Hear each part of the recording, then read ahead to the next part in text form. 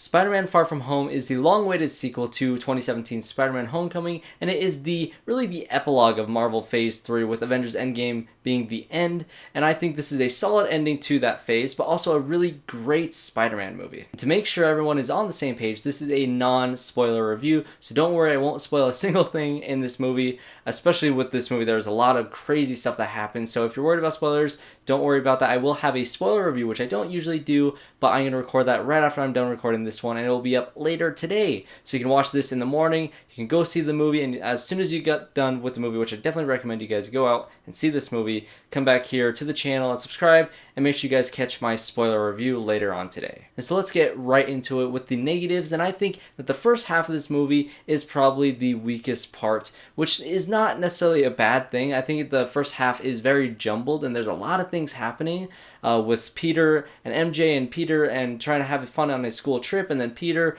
with Nick Fury in them, and then Peter with Mysterio, and all this different crazy stuff. And I think this first half is kind of, it's not all over the place, but it is very unfocused, I think is the best way to describe it. Which, as soon as it hits the halfway point and it really focuses in on the story, I think from that way on is almost perfect. And I think with the second viewing, the first half of this movie will feel like it flows a lot better after you know what's going on, you know all the things that happens later on in the movie. Watching this a second time, I feel like you will have a little bit more time to enjoy the movie instead of trying to soak in all this information that the movie's throwing at you. And of course, the star of the show is Tom Holland, who I honestly believe is the best on-screen Spider-Man we have ever had. I think he is fantastic in the role. Ever since his introduction in Captain America Civil War, he has been fantastic up until this point. I love Tom Holland, and he is one of the best parts of this movie, but honestly, I think the best part, for me at least, was Mysterio. And Jake Gyllenhaal, who is one of my favorite actors working today, really, ever since I saw Nightcrawler, which he is fantastic in, and Enemy. If you haven't seen that movie, it's Denis Villeneuve. Go check it out. It's weird. It's not for everyone, but I think he is fantastic in that role, and I do think he is a very, very cool Mysterio. I loved everything about his character from the beginning to the end.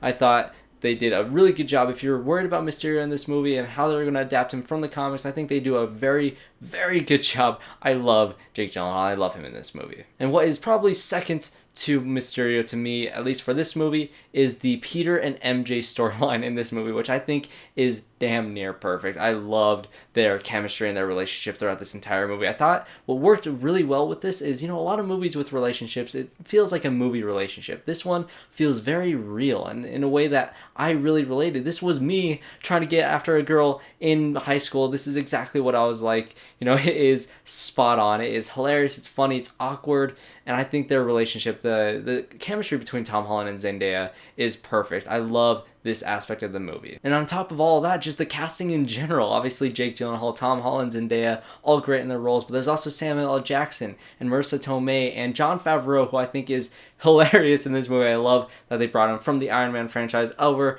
to the Spider-Man franchise, starting with Homecoming, and now he's falling through in this one. I loved that he was in this movie, cracking his jokes and just being Jon Favreau, which I absolutely love. And obviously the rest of the cast, Jacob Batalon, who got a little bit of a back seat in this movie, but he's still the man in the chair, and I thought he was just great as usual. And I think the entire casting from beginning to end is spot on.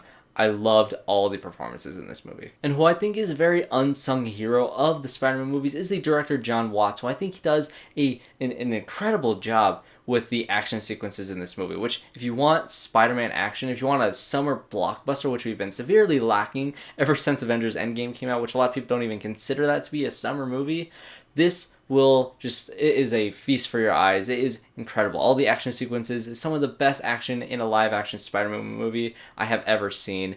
He does a fantastic job. It feels a much grander scale than Homecoming. Even though Homecoming was more personal, straightforward, Spider-Man coming-of-age story, this one is really an action adventure on a school trip with a bunch of romance. It's a lot of stuff going on in this movie, but I think it weaves together very well. I think the director, Jon Watts, does a very good job helming this movie. And of course, to avoid all spoilers, I think this movie has a lot of twists and turns that you guys are going to go nuts over.